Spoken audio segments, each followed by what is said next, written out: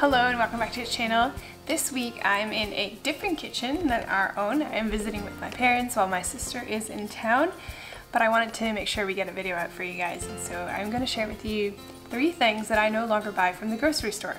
I'm going to be making some mayonnaise, mustard, and some of our salad dressing, which can vary from week to week depending on what we're eating, but I'll show you what we're making this week. Of course, with rising food prices in the time that we live in, I am making these things myself because if you're buying them of good quality, it can cost you a price. And so I just want to show you that you can also make these things at home. So let's get into it. First up, I'm going to start by making our weekly mayonnaise. This is very simple. I just like to use a jar like this, add in an egg, some lemon juice, and avocado oil.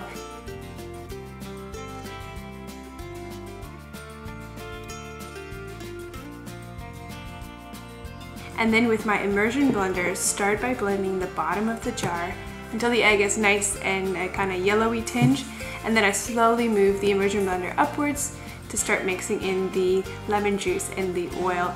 Very slowly. This process usually takes a couple of minutes to get it all blended up together.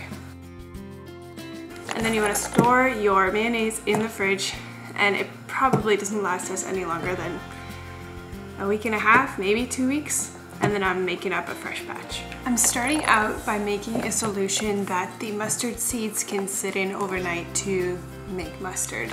So I'm starting by chopping some onions and prepping some garlic cloves. I'll leave a recipe down in the description box below if you want to follow it there.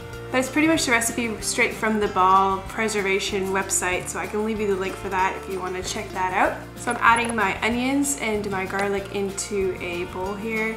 And then the rest of the ingredients, the wine, white wine vinegar, peppercorns, salt, and a rosemary sprig.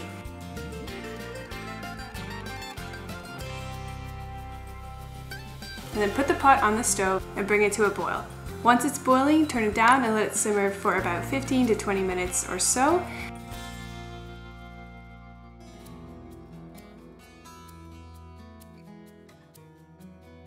And then I'm going to add in my mustard seeds and my mustard powder, stir it in nicely, and let it sit here overnight and continue with this recipe tomorrow. Now it is the next day, and this mustard has done its thing overnight, soaking up all of that good delicious juices, and these little mustard seeds are now plumped up with goodness. So I'm going to bring a big canning pot to a boil on the stove. This is going to take some time, so I'll start with this. And then I am adding some water to this mix to about the consistency that I want, and I'm going to use my immersion blender to blend in the water with this mustard mix. Now normally I would like to use my food processor, but I just have my immersion blender here, so both will work just fine. You just want to get it mixed in there nicely, of course. And then I'm going to heat it up on the stove top for just a little bit, a couple of minutes, just so that this mix comes up to heat before I add it to my jars. I've prepped my jars. They're these mini ones. Now you can sanitize your jars if you want to. I don't do that. I usually wash mine in the dishwasher so they get sanitized that way.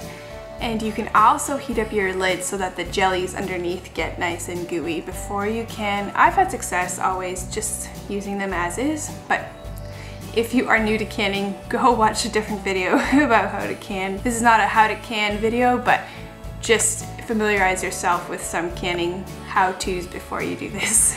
Once the mix was nice and hot, I added it to the jars, wiped the rims for any kind of extra stuff that got out of there, and then put on my lids and put it into the big pot to can for about 10 minutes once the water was boiling.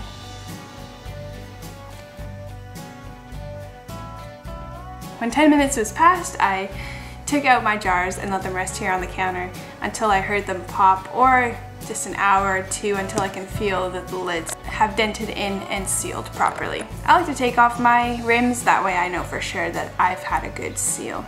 Now I had a little bit left over, and so I'll just stick this jar right into the fridge and we can use it up right away. Now that we have made the mayonnaise and the mustard, I'm going to make some homemade Caesar salad dressing, which is actually timely because it is going to use some of the mayonnaise that we had just made. To start out this Caesar salad dressing, I'm adding some garlic and lemon juice to this jar. Now if I was home, I would be using fresh garlic and grating it quite fine. I'm not at my house, so I'm going to use what I have, which is just this already pre-cut garlic. Any garlic you have would be fine. Obviously the quality will affect the taste, but this is still sufficient, so I've used some of that garlic.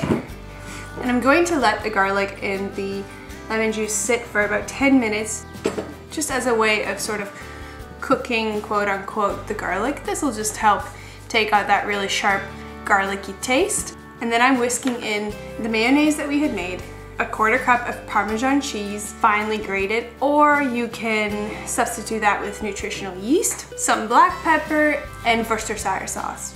I'm saying that incorrectly. Worcestershire sauce, I don't know. I'm pronouncing it wrong, which reminds me, I'll put a recipe down in the description box below so that you can check all of the words correctly there. But if you don't have Worcestershire sauce, like I don't have right now at home, I'm going to substitute it with balsamic vinegar. Now, this isn't going to be exactly the same taste, of course, but you can use it as a substitute. It won't be perfect, but it'll be similar. If you have miso paste or soy sauce, that would be an even better substitute, but this is what I have, so I'm going to use that. I'm going to whisk it all together in this little jar and have a homemade Caesar salad dressing. The balsamic you want to reduce a little bit because it's quite strong, so you can add a teeny bit of water in just to fill up the volume, but really I just use a little bit less of the balsamic and it's fine. And there you have it. I now have some mustard that has been preserved and I can use in place of buying more mustard. I have some mayonnaise, which has a bit of a yellow tinge because I used a bit of turmeric in this. We had a little shortage of mustard powder, but still a good mayonnaise.